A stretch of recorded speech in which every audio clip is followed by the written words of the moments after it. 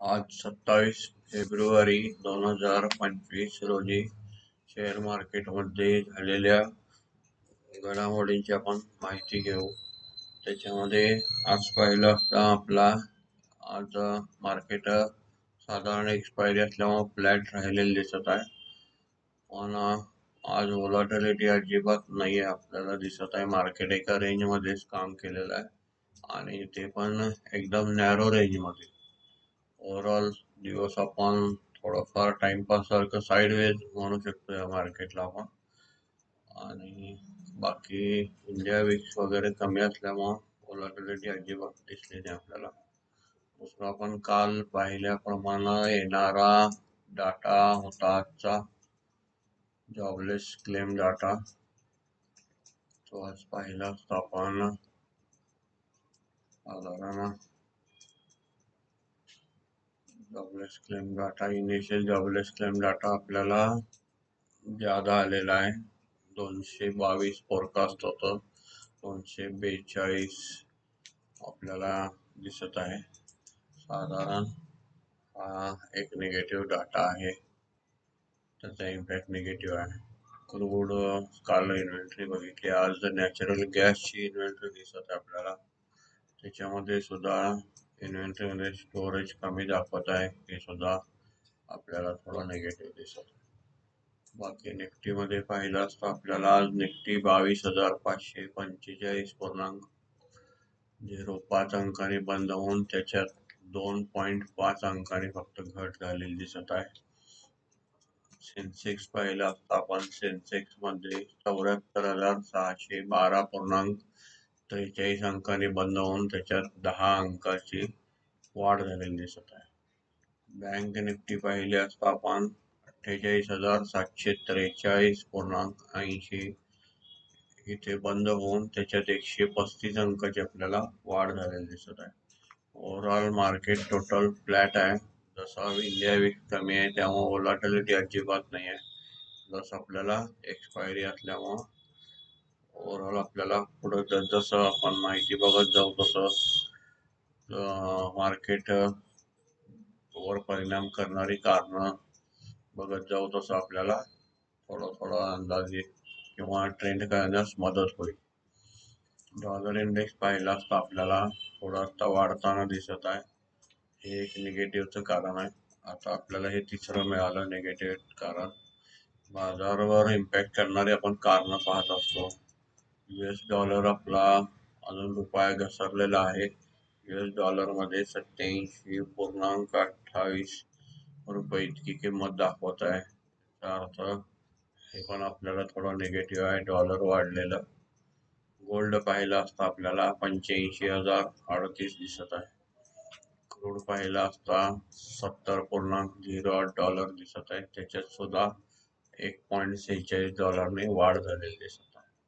Overall मार्केटमध्ये आपल्याला थोडेफार निगेटिव्ह कारणं दिसत आहेत.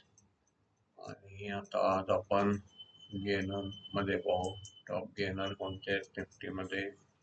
आज Shriram Finance, Bajaj Finserv, Bajaj Finance, Hindalco, Sun Pharma, JSW Steel, Tata Steel, Nestle India, HDFC Bank, Axis Bank, Titan, IndusInd Bank, Coal India, Wipro, Reliance, Tata Consumer, Power Grid, Bharti Airtel आणि ब्रिटानिया इतके आपल्याला आज ग्रीन मध्ये बंद झालेले दिसत आहे. लुझर मध्ये पाहिले असता आपण UltraTech cement, Trent, Bajaj auto, Tata motor, Mahindra and Mahindra, Hero MotoCorp, BEL, Cipla, BPCL, Eicher motor, Grasim, Apollo hospital, Kotak bank, Maruti, state bank of India, HDFC life, Adani enterprises, NTPC, HCL tech आणि टेक महिंद्रा इत्यादी आपल्याला आज निगेटिव्ह मध्ये दिसत आहे. साधारण ग्लोबल मार्केटमध्ये पाहिलं असता आपल्याला आज नॅस्डॅक डाव जोन्स वाढलेला दिसत आहे 400 अंकांनी. S&P आपल्याला 9 अंकांनी प्लस दिसत आहे. आपण युरोपियन मार्केट पाहिले असता आपल्याला निगेटिव्ह दिसत आहे. नॅसडॅक सुद्धा आपल्याला 78 पॉईंट निगेटिव्ह दिसत आहे. डॅक्स जर्मनी पाहिलं असता डॅक्स सुद्धा घटलेला आहे, 284 पॉईंट मायनस दाखवत आहे. गिफ्ट निफ्टी आपल्याला 8 पॉईंट मायनस दिसत आहे. ओव्हरऑल मार्केट थोडस निगेटिव्ह आपल्याला दिसत आहे. हँगसेंग परत शांघाई आपल्याला बऱ्यापैकी मार्केट सगळे निगेटिव्ह दिसत आहे. साधारण आज आपण सेक्टर मध्ये पाहिलं असता सेक्टर इंडायसेस मध्ये आपल्याला आज निफ्टी ॲटो मध्ये 327 अंकाची घट झालेली दिसते आहे. ॲटो सेक्टर मध्ये निफ्टी IT सेक्टर मध्ये आपल्याला 184 अंकाची घट झालेली दिसत आहे. निफ्टी PSU बँक मध्ये पाहिलं असता आपल्याला 63 अंकाची घट झालेली दिसत आहे. निफ्टी फायनान्शियल सर्व्हिसेस मध्ये पाहिलं असता आपल्याला 137 अंकाची वाढ झालेली दिसत आहे. निफ्टी फार्मा मध्ये पाहिलं असता आपल्याला 47 अंकाची घट झालेली दिसत आहे. निफ्टी FMCG मध्ये पाहिलं असता आपल्याला 398 अंकाची घट झालेली दिसत आहे. निफ्टी मेटल मध्ये पाहिलं असता आपण 41 अंकाची आपल्याला वाढ झालेली दिसत आहे. त्याच्यानंतर निफ्टी रियालिटी मध्ये पाहिलं असता आपण 17 अंकाची आपल्याला घट झालेली दिसत आहे.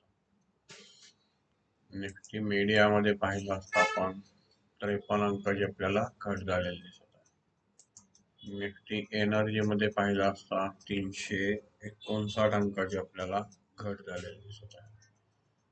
निफ्टी प्रायव्हेट बँक मध्ये पाहिलं असता आपण त्याच्यामध्ये आपल्याला 57 अंकाची वाढ झालेली दिसत. ओव्हरऑल फायनान्स सेक्टर आपल्याला पॉझिटिव्ह दिसत आहे. बाकी सर्व सेक्टरवर आपल्याला दबाव दिसत आहे. साधारण निफ्टी इन्फ्रा पाहिलं असता आपण 40 अंकाने घट झालेली दिसत आहे. त्याच्यानंतर आपण मेजर आज आपल्या फंड ऍक्टिव्हिटी पाहू. फंड ऍक्टिव्हिटी मध्ये आज डोमेस्टिक इन्स्टिट्यूटने 13,530.17 कोटीची नेट खरेदी केलेली दिसत आहे आणि 11,803.6 कोटीची आपल्याला विक्री केलेली दिसत आहे. त्याच्यामध्ये नेट खरेदी पाहिली असता 1,727.11 कोटीची आपल्याला डोमेस्टिक फंडची कॅश मध्ये खरेदी केलेली दिसत. आज आपण फंड ऍक्टिव्हिटी मध्ये FI फॉरेन इन्स्टिट्यूटचं पाहिलं असता 19,055.23 कोटीची आपल्याला बाय केलेली दिसत आहे. 19,611.79 कोटीची आपल्याला सेल केलेली दिसत आहे. आणि नेट फिगर पाहिले असता 556.56 कोटी आपल्याला नेट विक्री केलेली दिसत आहे. त्याच्यानंतर आपण फंडचं इंडेक्स ऑप्शन मध्ये इंडेक्स फ्युचर मध्ये फिगर पाहू. इंडेक्स फ्युचर मध्ये निफ्टी 50 मध्ये 143.54 कोटीची आपल्याला खरेदी केलेली दिसत आहे. निफ्टी बँक फ्युचर मध्ये 889.20 कोटीची आपल्याला निफ्टी बँक फ्युचर मध्ये खरेदी केलेली दिसत आहे. त्याच्यानंतर निफ्टी फायनान्शियल सर्व्हिसेस मध्ये पाहिलं असता आपल्याला 29.67 कोटीची विक्री केलेली दिसत आहे. निफ्टी मिड कॅप सिलेक्ट मध्ये पाहिलं असता आपण 24.42 कोटीची आपल्याला नेट विक्री केलेली दिसत आहे. निफ्टी नेक्स्ट 50 मध्ये पाहिलं असता आपल्याला 25.28 कोटीची नेट विक्री केलेली दिसत आहे. आता आपण इंडेक्स ऑप्शन्स मध्ये पाहू. इंडेक्स ऑप्शन्स मध्ये आपल्याला निफ्टी 50 मध्ये 30,897.3 कोटीची नेट विक्री दिसत आहे. निफ्टी बँक मध्ये पाहिलं असता आपण 5,826.24 कोटीचे नेट ऑप्शन बाईंग केलेले दिसत आहे. निफ्टी फायनान्शियल सर्व्हिसेस मध्ये पाहिलं असता आपल्याला 3,636.24 कोटीची आपल्याला नेट विक्री दिसत. निफ्टी मिड कॅप सिलेक्ट मध्ये पाहिलं असतं आपण, आपल्याला 1992.85 कोटीची नेट विक्री केलेली दिसत आहे. आणि निफ्टी नेक्स्ट 50 मध्ये पाहिलं असतं आपल्याला 24.73 कोटीची नेट विक्री दिसत आहे. आता आपण स्टॉक फ्युचर आणि स्टॉक ऑप्शन मध्ये पोझिशन पाहू. स्टॉक फ्युचर्स मध्ये पाहिलं असतं आपण 5459.63 कोटीची आपल्याला नेट खरेदी केलेली दिसत आहे. आणि स्टॉक ऑप्शन्स मध्ये पाहिलं असता 2271.70 कोटीची नेट विक्री केलेली दिसत आहे. ओव्हरऑल आपण आता मार्केटचा डाटा बऱ्यापैकी कव्हर केलेला आहे. आज न्यूज मध्ये पाहिलं असता टेक्निकल व्ह्यू बऱ्याच वेगवेगळ्या न्यूजपेपर मध्ये प्रत्येकाचे आपापले टेक्निकल व्ह्यू असतात. आपण माहिती करता जर थोडंफार पाहिलं तर इथं बेरिश कॅन्डलस्टिक पॅटर्न बनलेला आहे. असं साधारण इथं निफ्टी मध्ये 22,400च्या आसपास सपोर्ट आहे, तिथेपर्यंत जाऊ शकते असं यांचं म्हणणं आहे. विकली ऑप्शन डेटाच्या अंदाजानुसार साधारण 22,625 वरती सपोर्ट सांगत आहेत. साधारण त्याच्यापेक्षा बऱ्याच मंदी येऊन गेल्या असं पण सांगत आहेत. ओव्हरऑल आपण आपला पोर्टफोलिओ आणि पोझिशन स्वतःला आपल्याला कॅश मध्ये प्रॉब्लेम येणार नाही अशी ठेवलेली कधी पण चांगली असते. त्यामुळं एक्सेस पोझिशन मुळे नुकसान खूप होत असतं.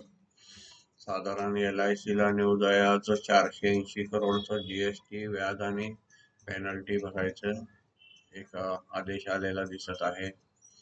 दुसरं पाहिलं असता मोठ्या न्यूज मध्ये आपल्याला फारसं काय दिसत नाही आहे. मार्केट आज फारच फ्लॅट असल्यामुळं फारशा न्यूज पण नाही आहे.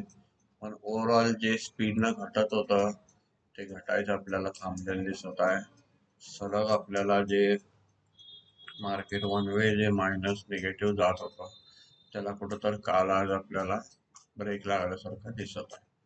ओव्हरऑल मार्केट जरी निगेटिव्ह असलं तरी फिगर मोठ्या यायला लागल्या. स्टॉक अक्युमुलेशन म्हणजे गोळा करणे, व्हॅल्यू बाईंग करणे असले प्रकार ह्या वेळेस चालू असतात. त्यामुळं आपण चांगले स्टॉक आपल्याला जे माहिती असतील किंवा आपल्या तज्ञांचा सल्ला घेऊन यावेळेस थोडे थोडे थोडे थोडे याचा अर्थ असा की 100 मधले 10% परत 10% जसं आपल्याला खाली जाईल तसं यावेळेस पण मिळत जातं आणि त्याच्यात आपल्याला नुकसान पण होत नाही. आणि प्रॉफिट बुकिंग करताना सुद्धा त्याच स्टेप ठेवल्या तरी सुद्धा आपल्याला विक्री सगळ्या रेटची मिळत जाते. नाहीतर आपण आज विकलं आणि नंतर वाढलं त्याचा आपल्याला पश्चाताप होत नाही आणि आपल्याकडं बऱ्यापैकी चांगल्या रेटनं विक्री ॲव्हरेजने आणि चांगल्या ॲव्हरेजने खरेदी असं दोन्ही आपण वेगवेगळ्या पार्टमध्ये केलं की आपल्याला फायदेशीर होऊ शकतं. धन्यवाद.